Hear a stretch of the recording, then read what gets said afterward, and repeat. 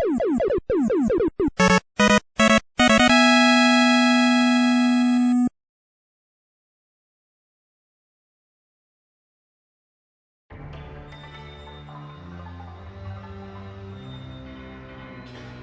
afternoon, everybody, and welcome to another Castle Smashers episode.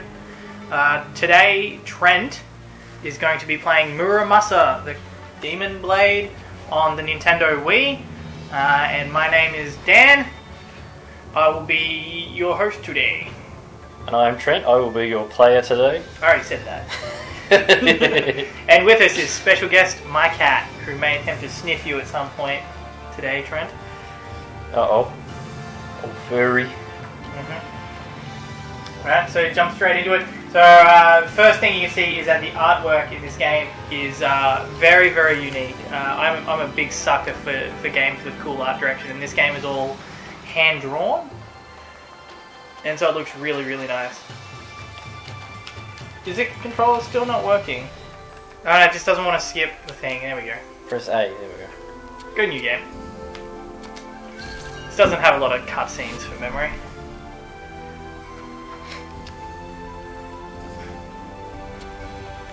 So one is easy and one is hard. So yeah, you want to go to Muso. Muso. I think I played the game with Shura. Or at least half the game. Ah, okay. But that was a while ago. Can't remember. I remember that it whooped me in Shura. And then the game has also got two storylines which you play through. And you need to play through both of them multiple times to get like the ultimate ending. I'll just pick the first one then. Yep, doesn't matter which.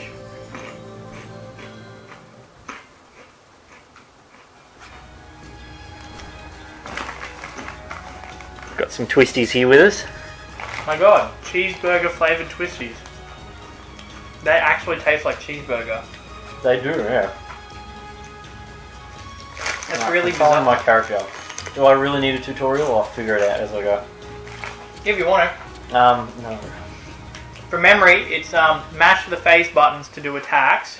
One of them allows you to use items and heal at some point. Yeah, that one. And then using the triggers changes your weapon, which the weapons will have different attacks and damages, but also special attacks which go off when you draw them, so you shouldn't draw them too often. Here we go, the L button for that. Yeah. And you see you got this map in the center where you got screens. Now go back and jump up onto that branch and get the blue flame. Oh, I have to actually press the up button to jump. Yeah, it's a little bit arcade-ish in that you press up to jump. But you can like run and jump and just sort of float off you. It's weird that the map is right in your face here. You can make it bigger too, but I forget how. There you go. Oh, I can just remove it completely. And you can remove it completely, but you'll get lost. Because it's all side-scrolling, but some stages will have different exits at different elevations that will, take you into one part of the map or the other. The map is actually surprisingly large, even though sometimes the environments feel a little bit repeated. So yeah, this game was on the Wii, but it's also been re-released on the PlayStation Vita. So if you're one of the very few people that have a PlayStation Vita, pick it up, it's excellent. Personally, I've been hoping that it gets a re-release on the 3DS because I reckon the 3D effect would look lovely with the parallax layering. You see the background? Yeah, I can see there's like 5 different layers of trees here. Yeah, and some of the other environments, like the cities, my god, man, my god. This actually feels really nice. Yeah, the controls are tight. Yeah, you have to go up. See where the line is on the map? Oh, right, yeah. It says go. Go, go. Yeah, so that's a very arcade side-scrolling beat-em-up throwback, isn't it? The go and the arrow thing. Mm.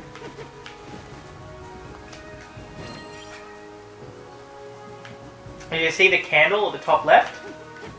That is your life. Okay. You don't want that to disappear. That'll turn out bad. You die. Here we go, a nice change of scenery. Like, I like how she just starts running at the same speed straight away. Not like Sonic the Hedgehog where you need to get all that momentum and stuff. Yeah, Mario starts off slow as well, but he doesn't have a lot of difference in speed. Oh, I can glide. Yeah, because you're a ninja. So one of the things I like about this game is that there's two characters, a male and a female, and they both have their own storyline that they're doing about in the world. But when you're playing one, you'll like hear about the other, and you'll even encounter that player at certain points in the game. Yeah. So the stories entwined together. Yeah, and you play through multiple times in order to each storyline multiple times in order to get the best ending. Which is tied to the power of the sword and the overall level of your character. So if you see the one that's next to your life bar, that's actually your experience thing. Yeah, so I'm getting some experience now. And you get bonus XP for doing different things, like you got a bonus for repelling those shuriken in the fight by hitting them with your sword. Now if you change your weapon now... Oh yeah, there's like a way lot of yeah, see that? It attacks the whole screen, and you've actually broken their swords, so they're less effective to attack now. And they can break your sword as well. If that happens, put it back in the sheath, and it sort of heals over time. Yeah. So how do I get health here? You can eat, which was one of your items, I do believe. There you go. You can cook more stuff, and fullness is also a thing. If you go into the menu, if pressing up and attack can launch them, and you can attack them while you're in the air as well as jump down and do a ground pound. You've got low swipes as well, which can break guards, and you've got all sorts of other things you can do. I'll try hitting them up in the air. So you're sort of skipping through the tutorials, but the combat system is actually really well detailed. If you love side-scrolling beat-em-ups, there is a difference between button mashing to kill everything and then being very precise with your button presses, going from attack stances to low attacks to blocking, and you've got dodge moves as well. And then using the 3 swords that you've got to good effect because they've got the special abilities that activate when you draw them. Yeah. But one of the big things in this game is that you'll actually end up with like a huge number of swords. So if you go into a menu before you end up in another encounter, you've got cooking, map, and equipment, and the forge, which isn't unlocked yet. So if you take a look in equipment, I think it is. Yeah, see, these are all your different items that you can have equipped, which can affect your stats, and you go before and after things, so you can see what changes. So this is all I've got. That's all you've got at the moment is those 3 swords, but once the forge is unlocked, you can end up with lots. You can only ever have 3 equipped at a time. You've also got a cooking thing, which is cool, and you gain... If you look at the top, you've got life flame and fullness. Yep. And those points... well, life flame is your health. Is it fullness and spirit is, I think, the 2 sort of BP type points that you spend on forging and upgrades and whatnot. Yep. This crescent weapon looks like more of a long range. Yeah, some swords are slower to swing but have like a longer range, or they do a lot of damage, or it's harder for them to break. Things like that. There are some which are cursed as well and do different effects to you or to the enemy. Yep. So I think one of my favourite ones to use was one that I gained a little bit of health for every hit that I did. Sounds great. It's really frantic, these battles as well.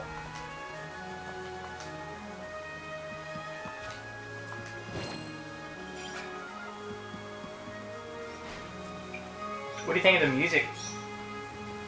It's very calming so far. It's very oriental. Yeah.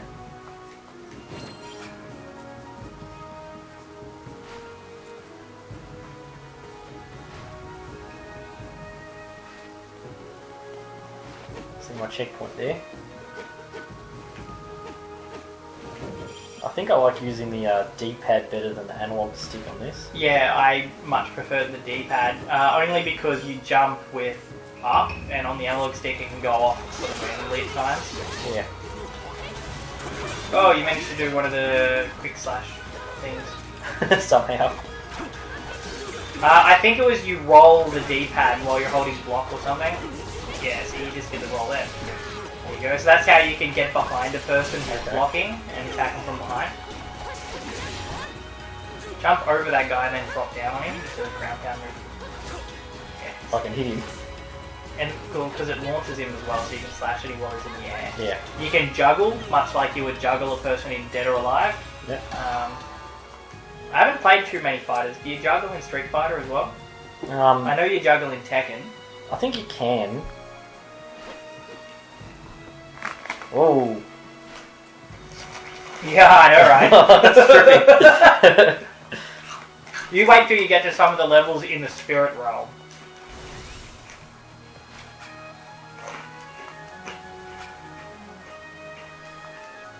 Definitely want to save.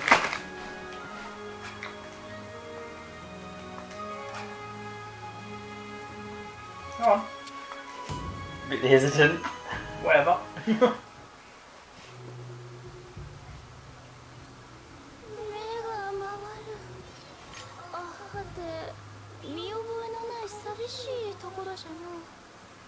The storyline's actually pretty good, but you could literally play the game and not read a single bit of text and still really enjoy it, which is pretty much what I did the first playthrough. Well, it looks like the combat is the big selling point here. Mm. And of course the visuals as well. Oh, you see what I mean about, like, the 3D effect would be amazing with this. Yeah. I just wonder if it'll lose a bit of its charm, because this looks great on a big screen. Mm-hmm. And the amount of detail it has. I don't think the 3DS would be Yeah, with the low res. You're certainly right there, because Rayman Legends, or Rayman Origins didn't look as nice on the 3DS as it did on the HD systems. I suppose that's probably why they brought this to the Vita, because it's got the expensive OLED screen that's really high resolution and, you know, lovely to look at. Okay, I'm in the town here and I can't run. It's all...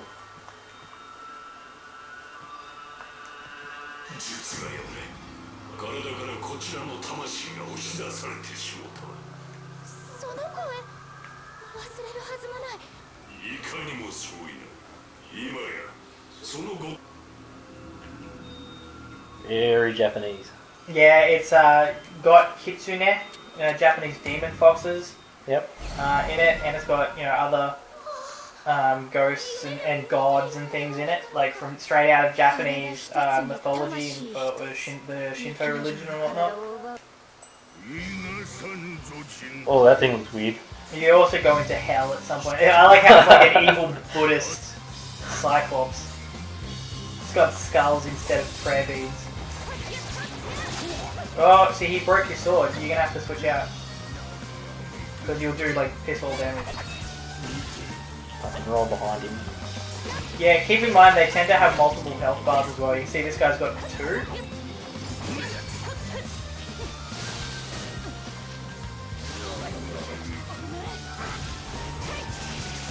Oh, you did one of the magical attacks. That one's got a special move.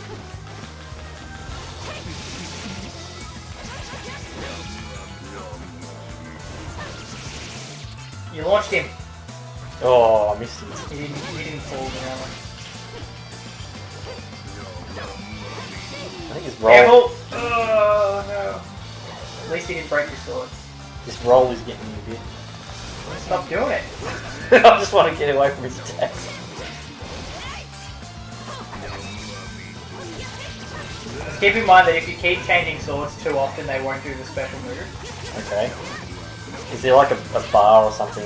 Yeah, they've got like health bars and whatnot for recharging that power.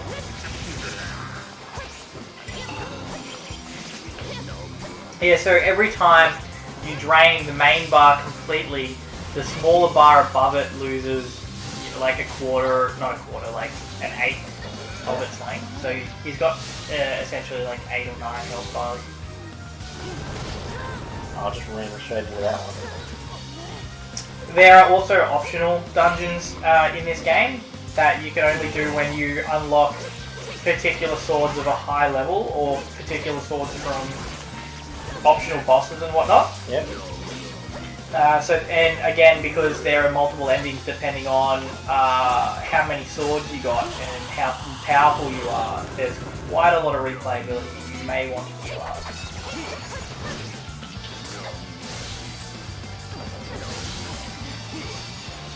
Get out of there, heal up. Okay, all good. Back to the fray. Alright, I'm working out the roll a bit better now.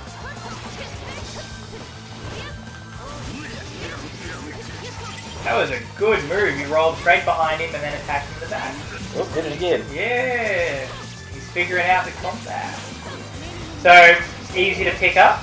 Yeah, I don't normally play these brawlers like Street Fighter and that, but it's pretty easy to pick up.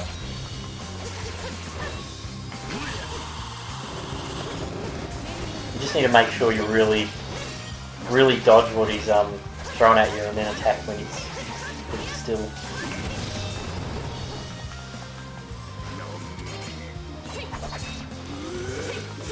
You see that one attacks much slower than your other sword, Yeah. it does more damage. And stronger. So what are you pressing to do the special move with the sword? The Y button. Yeah, okay. Oh, okay, yeah, see how it's got a little blue bar under the sword name at the top? That goes down every time you use it. Killed him! He blinks and disappears, like very traditional side-scrolling beat 'em up thing there.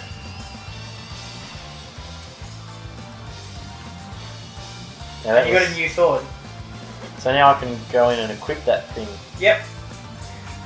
With this Demon Blade, you can destroy red barriers.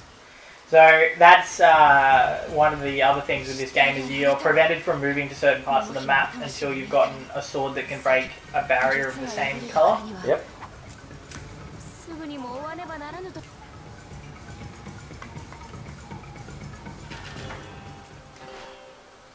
There's the kitsune, the demon foxes. Okay.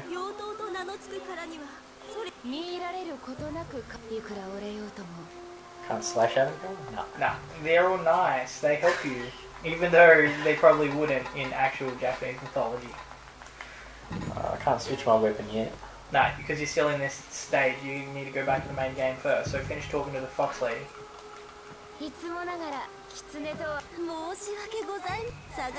So this is a story about a girl, a princess, who is possessed by the soul of a samurai who was killed before he finished the task or wanted to or something like that.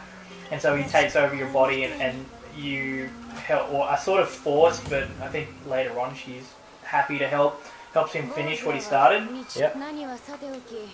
And the story of the other guy, I can't remember at all. There's like essentially 4 storylines in this thing, yeah? Yeah, something like that. Yeah, 2 like, for each character. Yeah, you got 1 for each character, but they've got different endings based on how many times you've played through the game and how far through the thing you got. So Muramasa is actually a character straight out of Japanese history, yeah. and he is reused in so many sort of pop culture books and anime and games and whatnot. He's a very famous swordsmith from the samurai era. I think it was the Edo period or Edo period. So you go down and you build the swords in order. Like there's a tree of progression in power, and they got a spirit and a soul cost. You get souls by killing things, and you get spirit by eating food. I think it was. So I'm like, I can't grab No, that. because they're the ones that you've already got. I can do that one. You can craft that one. Yep. But you don't actually have enough strength and vitality to equip it. Oh, so I can make it, but I can't equip it. Yeah, see at level 2 you got strength 3, vitality 4, and it requires 4 strength, 4 vitality. You can get items which will increase your strength or vitality. Yep. Or you can just wait till the next level up, and then you should have a stat increase that will allow you to wield it. As the game progresses, it becomes... Scroll down the tree and just have a look at how big it is. Yeah, it branches out quite a lot. But it goes all the way to the side. And the reason that the game requires you to play through multiple times with both characters is you've got a red side of the tree and you've got a blue side of the tree. Right? You get the blue swords playing as the guy, and you get the red swords playing as the girl. But in order to get the most powerful swords, you need to have both the red and the blue swords. Yeah, I see. This one's red, that one's blue, and it merges into this one here. Yep. Yeah, so the absolute most powerful ones, and of course having that powerful sword and being a higher level allows you to. Didn't I get another weapon? Yeah, but they're both red. See them on the list. Oh, I need to increase my level up. Yeah, your vitality or strength. At some point, you'll probably get an item that'll increase it.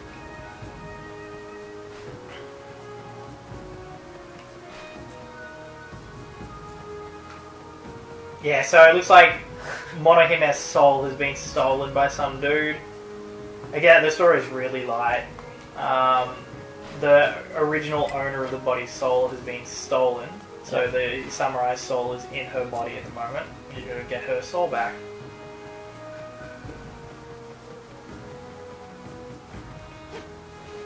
At least this is in two directions, unlike Bug Island.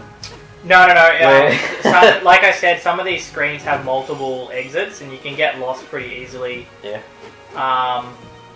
Well, at least there is nice unfortunately a lot of backtracking, but you can move through screens quickly, so it's not all bad. Yeah. Well, each screen doesn't seem to scroll for too long. That, and they're really nice to look at. This one especially. You like this one? Yeah, it's nice and colourful. Got a nice scarecrow in the background there. Doesn't look too happy. So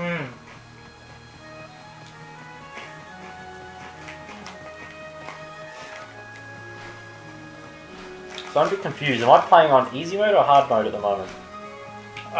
You picked Muso, didn't you? I can't remember which one was which. Muso was easy. That's the guy here. No. The difficulty screen was separate to the storyline screen. Ah.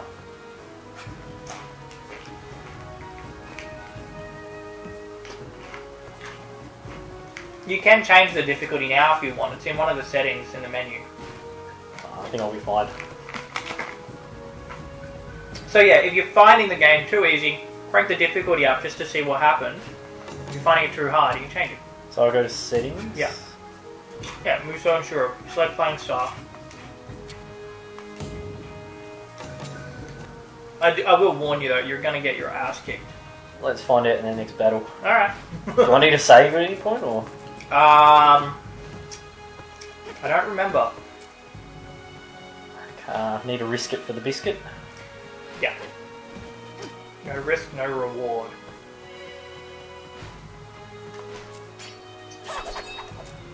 Cha-cha!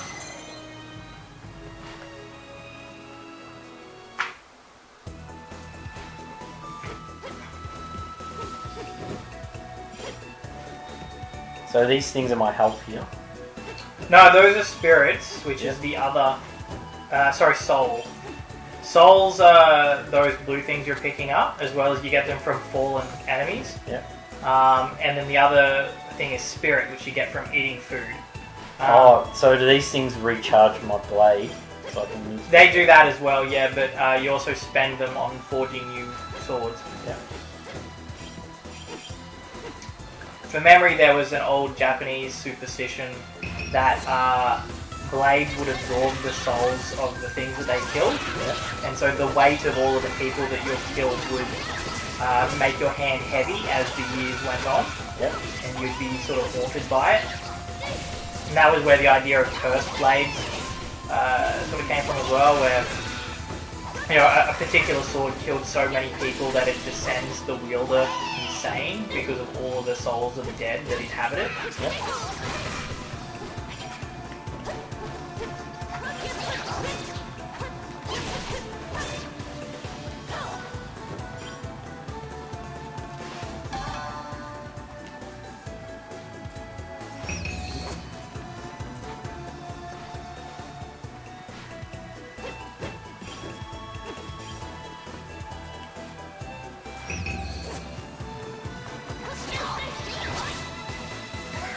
I think I need to go up here.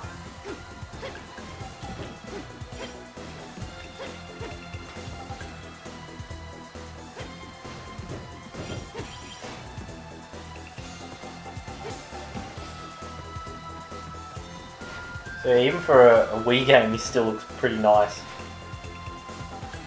Yeah. That is amusing that you asked if this was an Atlas game before. It turns out Vanillaware, the company that made it, is actually made of former Atlas employees. Okay. And it looks like they only made 3 games.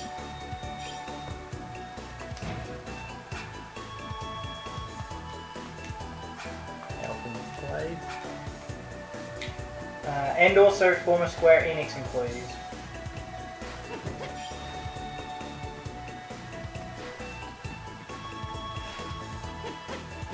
I know they're kind of different art styles, but would you take this over the new Rayman games? I like both of them. Like, both of them are obviously very similar in that they're both hand-drawn artwork. So both of them are really, really nice. If I had to pick which was the better game, I probably wouldn't be able to answer.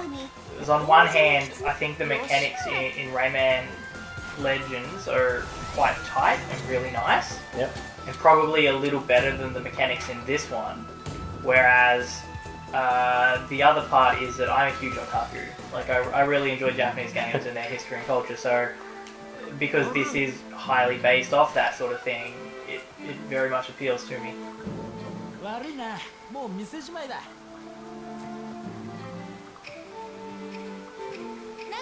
like the Japanese voice acting, even though it came out. Do you know what game most recently came out by the team of people that did this? I don't know what game is that. Dragon's Crown.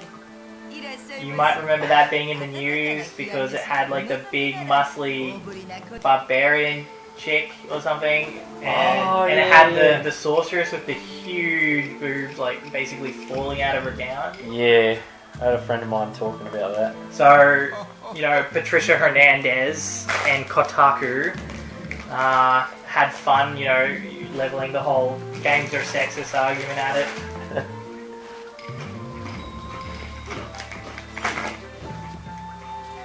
What was even more interesting was that the guy who does the artwork like actually had a really good, well-researched argument for where the designs actually originated. Yep. Being that apparently like some really old Roman and Greek mythology actually connected necromancy with the size of your bosom because of you know, basic baby suckle on bosom, and that's how they live. Yep. That's how they feed. That's how they grow. And at some point in time, they connected it, and so there are old statues and things from that era depicting women who are sort of nursing the dead back to life at their bosom. Bit creepy, but it's creepy, but I mean that's ancient history. I mean, he didn't deny that there was also the sex appeal part of it, but whatever. So you can go to all these places here? Yeah, and the map is huge. But at some point in time, you'll run into barriers that can only be unlocked by particular blades. And part of that is story-based, and some of it is the optional dungeons and bosses. See, what now, is that farm before still your favourite scene, or is this now your favourite scene? Still the farm. I think I'm a bit of a sucker for colour, like bright colours. Okay, I like the Sakura trees. I like the colour purple.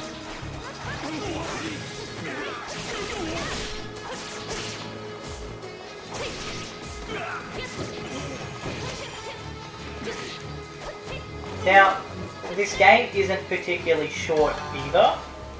From memory, I think each playthrough of each character took between sort of 8 and 15 hours, depending on how much I stuffed around.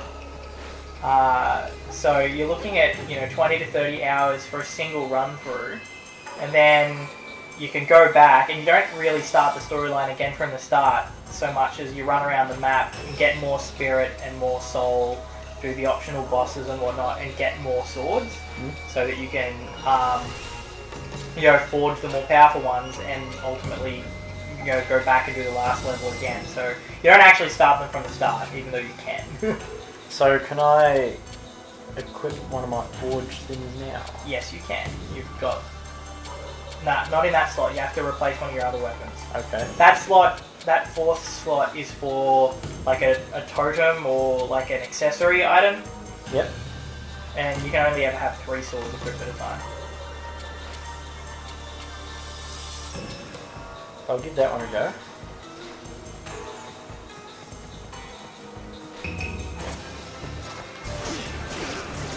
Whoa! Hey, I didn't know you could go on the water. How did you do that? I double... Actually, yeah. You just double tap down? Yeah. I'd never gone down into the water before at these stages. I had no idea you could do that. It's nice. It's even on the 3DS, that would be even better. To switch planes. Yeah, coming forward or going backwards. Who knows? Like, you know, Vanillaware, they did the port to the Vita, and then they did Dragon's Crown on the PS3. So I think they've been doing pretty well recently. We'll see what they do next. So even a sequel to something like this would be pretty great. Just for a little variety. And the problem is I don't think this game sold particularly well. It's one of those rare gems on the Wii that nobody ever heard about, and so nobody ever bought it, because a great many of the people that bought a Wii were only really interested in Mario and Zelda, and that was pretty much it. Yeah, well, I can understand this being on Vita. It does feel like kind of a handheld, nice looking kind of game. Especially with added in multiplayer, where you could have 2 people playing the girl and the guy at the same time. Yeah, well, actually, that's what I was expecting to begin with. Yeah, see, that's one of those optional dungeons, but you can get into that already. That's nice. The bosses in them can be particularly tough. Like, I fought one that had, I think it was actually like the Battle of 1,000 Frogs. Yep. Oh, all of the poison damage. So bad. I don't think it's exactly clear when I need Yeah, to go. make the map big. Make the map big. Right? See how you got to go down. Oh, yeah. I got to keep going back. Yeah. See what I mean about getting lost easily? Yeah. See, if I didn't have this massive map here, you'd actually wander around for ages and get frustrated. That actually happened to me the first time I played it, until I worked out that you could make the map big. is there a defend button? There is. I'm pretty sure it was one of the shoulder ones. You just hold it. I'm dead. Oh, you died! Wow. I did tell you that Shura was harder.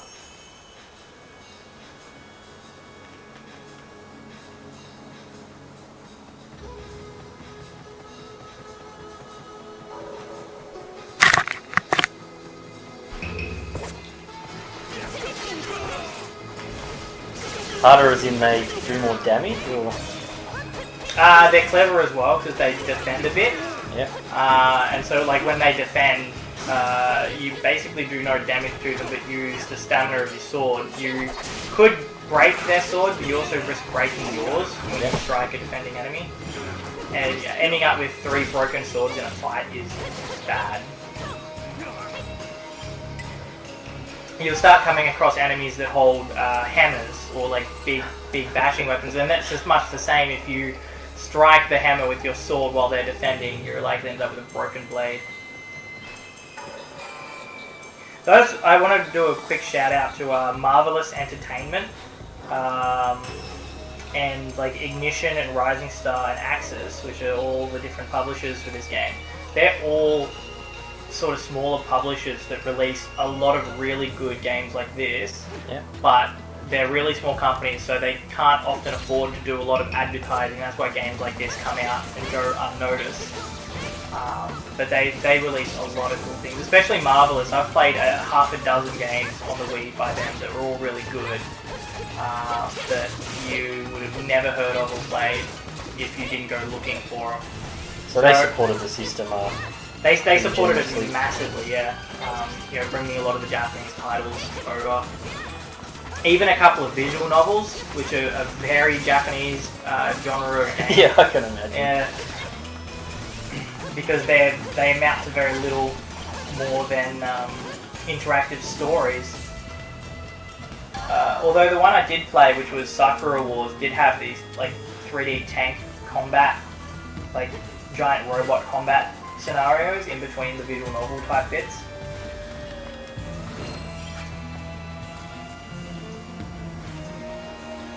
So yeah, to anyone who's watching, like, you should definitely jump on their wiki page or their website and see what games they've released, because there's a good chance you'll find something really cool there.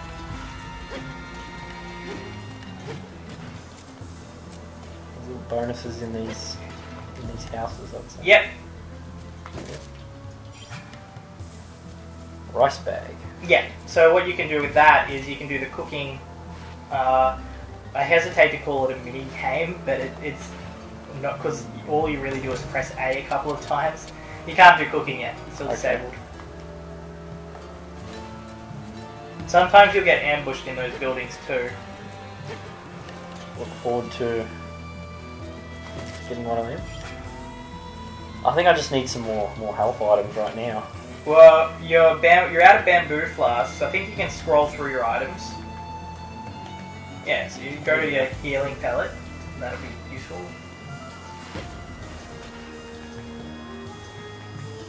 So I don't want to go through the top exit, you want to drop down to the bottom. I'm actually really interested to see what the next boss battle is going to be like. They get more and more epic as the game progresses. Giant spiders with webs and demon hordes. Like, there were some levels where the onslaught of enemies don't actually stop. You keep going to the left and there's just like more of them marching forward as you're like trying to break through like the front lines of a wall. There's some absolutely epic scenery and epic fights.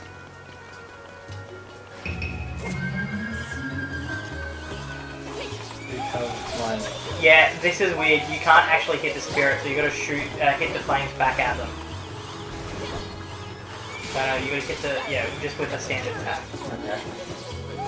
So when the spirits appear, shoot their flames back at them. That hits them, does damage.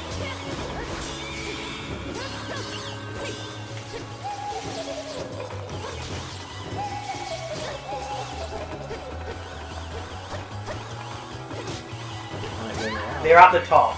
They're still on screen. They're just up the top.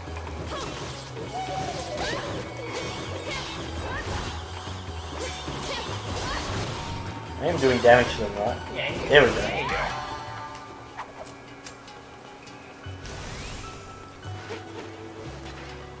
Would you rather health bars on enemies or like different kinds of flashing? I used to be a fan of health bars and whatnot. In games like Final Fantasy, I like health bars because it allows you to figure out, oh, okay, a standard attack won't drop this guy. I need to use, one of my big spells or an ability. After playing a lot of Monster Hunter, I've become quite the fan of hidden health bars. Yeah. And instead having a visual cue or an animation cue as to sort of what damage stage they're in. These one of those ambushes that you were talking about? Yeah, one of the easier ones. I was just like a thief guy. Won't be stealing anything anymore. So you see that anime, go back, or you see that animation, right? Do you know what that is? It's actually, it's sort of saucy. It's a girl in a kimono, and she's got her arms up in the air, and her sash, her obi, is actually being unraveled by some dude who's behind the pillar. So there's a sort of suggestive thing that he's undressing her. And she's in here as well? Yeah, repeated. Lots of repeated backgrounds in this. Yeah. So there's like a person smoking an opium pipe on the left, and a person playing a shamisen, which is kind of like a banjo, or an acoustic guitar, I guess, in that one. Yeah, you really have to stop and just look at the background sometimes. Well, see, even in the foreground, you got the sakura coming down, and you got the festival lanterns hanging off everything, and the sakura trees, and there's people walking along the bridges.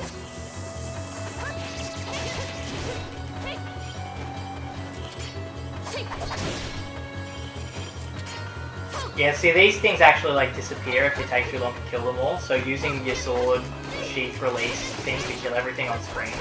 Yeah, I did that last time with them. They gotta be on the screen though, that's the problem.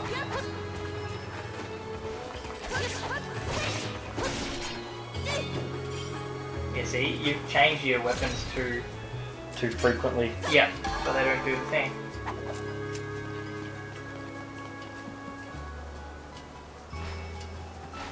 So it takes a while to get to some of these places. Yeah, some of the maps are huge. But if you're into the side-scrolling beat-em-ups, it's a lot of fun just running from screen to screen. You've either got hidden items and the scenery to look at, or you've got the various fights, and some of them can be quite varied as well. Like later on, you get the sort of these winged flying enemies, and these monks can be awesome.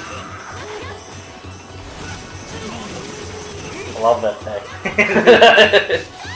Spin, spin, spin. Drag them all in. And so even the characters, like the monsters themselves, are quite detailed. I think if you can catch them when their hand is not there, they've actually got these gigantic hoop earrings and these massively outstretched ears. Mm-hmm. Like someone's put one of those stretcher things in their ear, made it really big, and then they've just stuck a big hoop through it after that.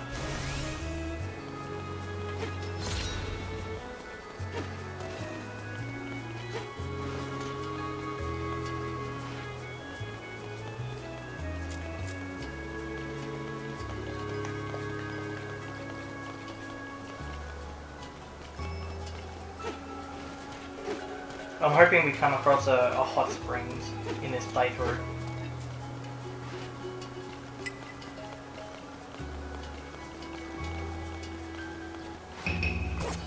You see the squares on the minimap as well? Yeah. There's sometimes an icon in them. Yeah, that actually indicates if there's something there. So I'm pretty sure the icon for this panel is that there's a shop here where you can buy food and weapons and items.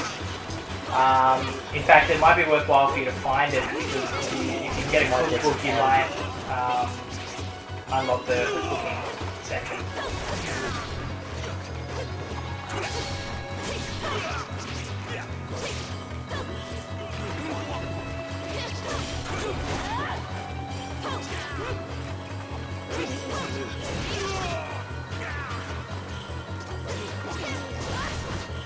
There we go.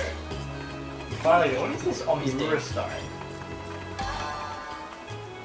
Is that a health item? I don't know. Alright, so you think there might be a shop in here? Yeah, there'll be a shop in here somewhere. Drop down. So I doubt it's up at the top.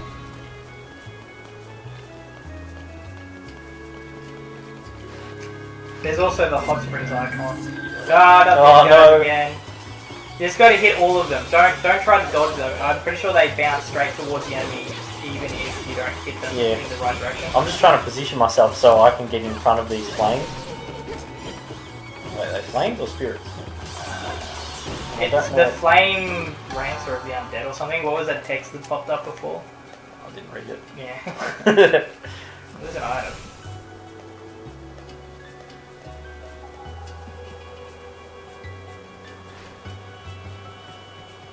Unless that's the icon that just means there's an icon in that area. I think it is actually. Like that there's enemies? No, there's no icon for enemies because they pop out, but you get icons for items, shops, and hot springs. So enemy encounters are random? No, not entirely. Sometimes they are, a lot of the time they're not.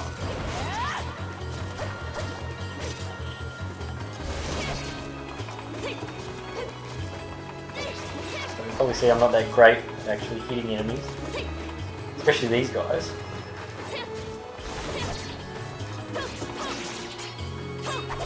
See, all they're doing is jumping. So, that's the best offense of all. Well, it's made it harder for you to hit them. Anyone hearing out there, if you want to make a hard game, just make all your enemies jump around. Makes them harder to hit.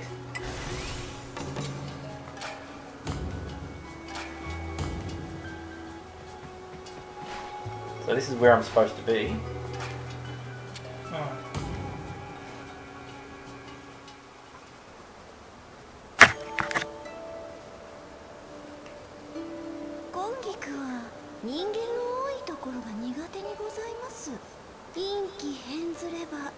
So is this the same person or? Yep, the same box lady who helps you.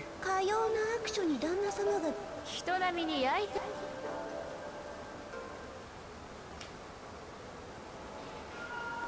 It's the original Japanese voice track in this game as well. Yeah. They decided not to re-record it. Well, it keeps that charm in it as well. It does. It would sound weird to, I think, have these Japanese backgrounds and then have like an American accent or a British accent. Called in.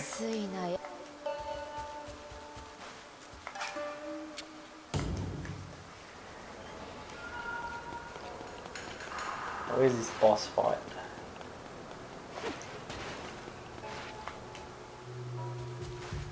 Oh. 悲しいな裏一つはとも和入道ともよわっちもま哀れなものよ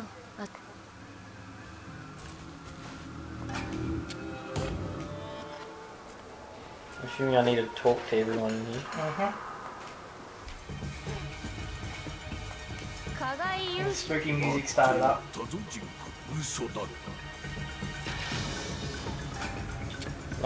It's not calm anymore.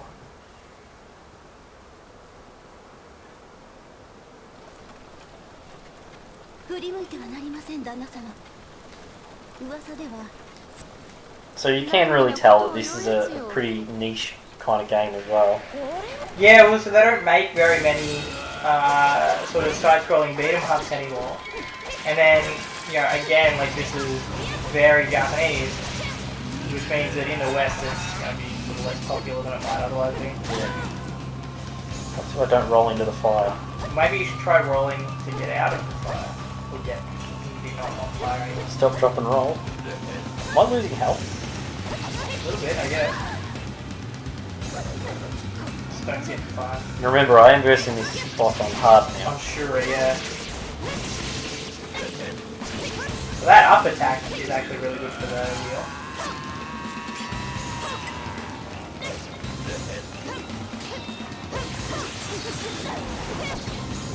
No, you've been poisoned. Get out of there, I'm just bouncing around.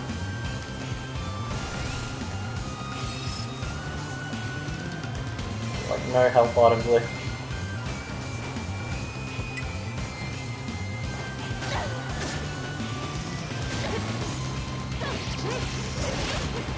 You can almost perpetually stay in the air if you keep attacking. That's if I can hit him. Oh, I don't know where he's gone now. He's be on the left, I'd say. Oh, there he is. Oh.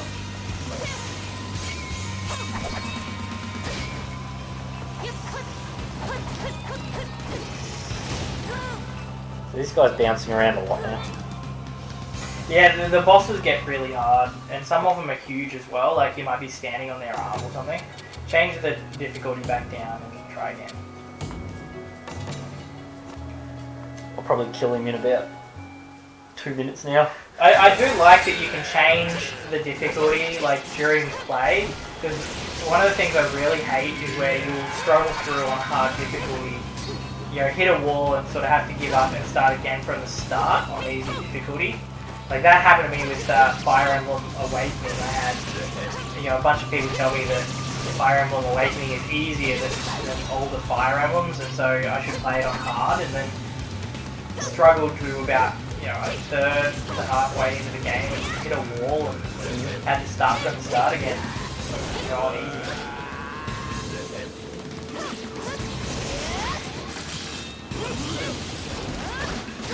Well, you're definitely doing better this time around. I think that is because he's settled. You're like stuck between fire and a hard place. Get out of there. You'll actually level up at some point halfway through this fight as well.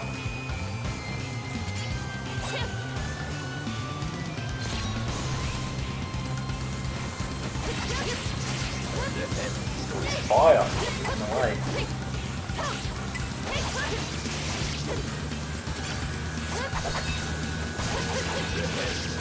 That does feel pretty satisfying, changing the sword. Yeah. This enemy as well that you're fighting, like the burning wheel, is also in the game Okami, which is by Capcom, which is another game based heavily off Japanese mythology and demons and all that. So I don't know why, but in their mythology they actually have a flame in the It's something I see so often. Look at his face. It's gonna be like a gorilla. I don't know. You've got him down to about half health, so when you're out of healing items, so if you can avoid taking too much damage, you've got this now. It's more like combo speed. Yeah, you are. You're getting the spinning on and the special attacks. Oh, you broke your sword. But then you changed what was on screen, so he's still taking damage. I think I've got this. How many health bars does he have? They usually, like, it depends on the boss, but this guy is probably about 10. This guy's got like 5 or 6 maybe. So your first boss had like 10. That one's still broken. Hasn't healed yet. You're also poisoned. Quick, get out of the fire! I think I'm gonna die here. Quick, just keep hitting him, he's nearly dead! Go!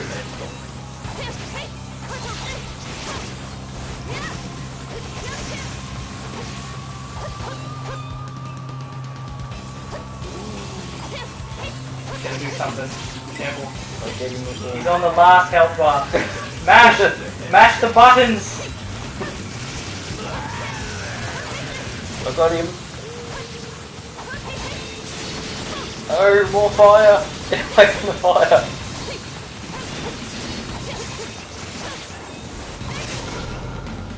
Woo! Dropped in with an upward strike special movie thing. And you leveled up like 3/4 of a level. Nice.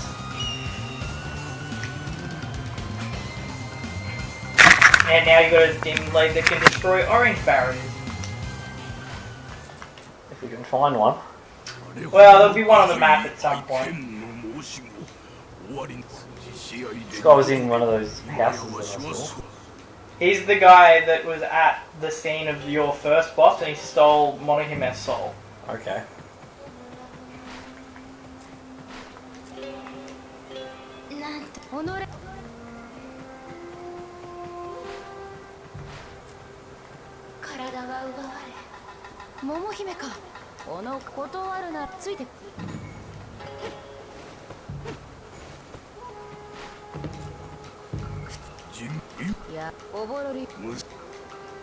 You're not even interested in the storyline. Just Not press really. A to exit.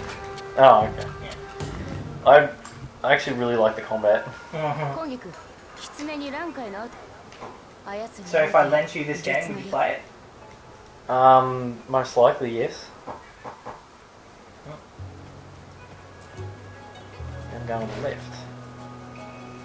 So is there a way to scroll through this? No, you literally have to run like all the way across. Oh no. Yeah, see what I meant about the backtracking? But I'm going to run into some enemies again. You run into enemies Time to every time. 2 or 3 screens, yeah. So stop, go up, and then get that item. Item. The flashing thing there. Right next to your Okay. character. Yeah, and see how the icon on the screen changed colour? It went from orange to black. So yeah, it was an icon saying there was a hidden item. Okay. Like your character moves quite fast as well, so Yeah, you can cover that territory pretty quickly, but because there's so much of the backtracking, it can be a little tedious. It wasn't until towards the end of the game where the player skill became less of a thing and it became more a thing of numbers. So, like at the start, simply being a good player will allow you to do really well at this. Towards the end, it's not quite enough. You actually need to be at a higher level and have higher strength and higher vitality, and you need to have stronger swords with more attack.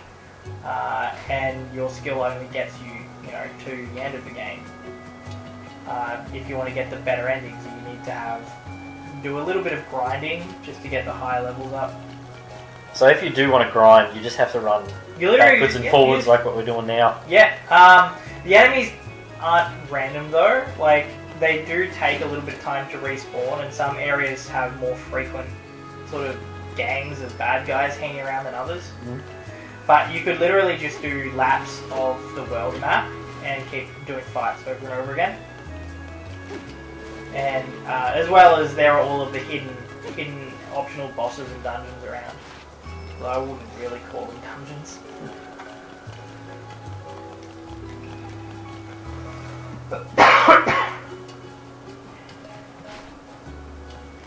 Cat is really relaxed at the moment. And he's loving it. He loves it when I sit down to play games because he's like, sweet, there's a lap that ain't gonna move for a few hours.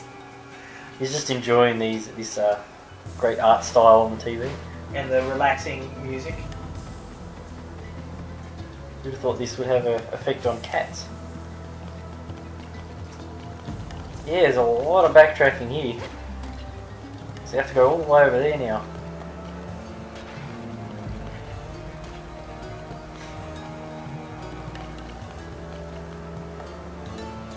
Yeah, see, as nice as the backgrounds look at the moment, There's like different guys doing different things in these windows as well to the ones before. I would kill for a fast travel button. Yeah. No, he dodged He dodged me. He broke his sword. Nice. Still don't know what I'm doing.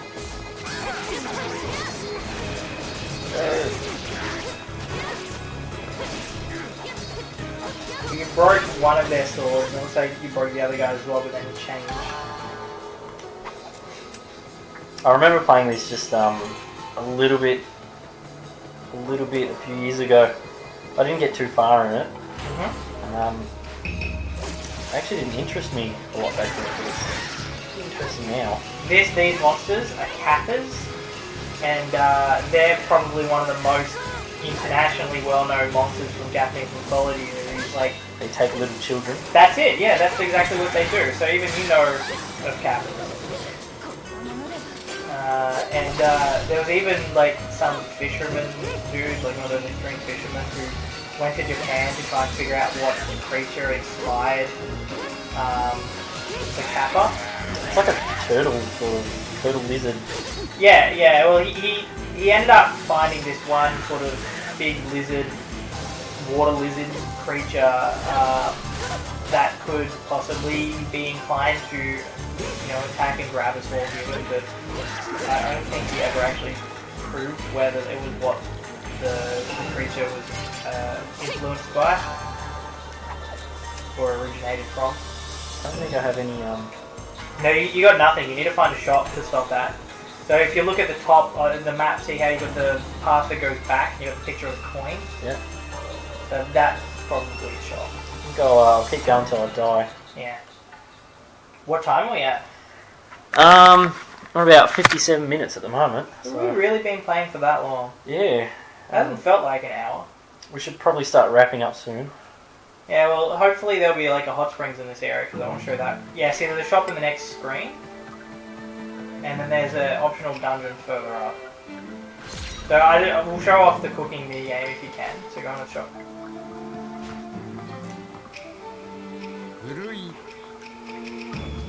No, that's not the shop. No, it's just some dude. That guy with the things. Here's a shop. Yep. He's a traveling shopkeeper. You can buy healing stuff, and you can buy there's Kitchen Secrets Volume 1 and culinary tips, and the mats as well, which auto fills in your screens. So you can grab all of them. You grab the ninja belt maybe, and cabbage. I'll just use up all my. We'll just go back for now. I think you've got enough. Oh, you can also scroll down further. Oh, so we've got more. No, that's all. Never mind, that's it. Alright, well, I've Go back. had a good shopping spree. Go into the menu. You still can't. No, you can do cooking now. Yeah, because you got the instruction manuals. Alright, let's show off a quick cooking lesson. So when you eat food that you've prepared in combat, not only do you regain health, but you do actually get like a attack bonus, defense bonus type thing, because you're full and you're energetic. Alright, so let's make a rice ball. press A once, and again, and again. Just keep spamming A. No, you just do it like 2 or 3 times, and there's a little animation for every thing that you make. So obviously, like the cabbage hot pot is something that you eat then and there, but the rice ball you make and you can use it in combat. Okay. And also after you had the cabbage hot pot, your fullness at the top of the screen went from 0 to 100. Alright, So that's that. And go to the forge. So you've got souls and spirit. Your spirit goes up like every time you eat and whatnot. Now, see the ones with the borders? You tend to need a particular story sword that you get from a boss. Yep. These kind of ones, yeah, you those can forge on your own. Yeah. So, you know, before you can get those other ones in the middle there, you need the green barrier sword. You just got the orange barrier sword from the boss you just beat, which is the one up there. This one? Yeah. Okay.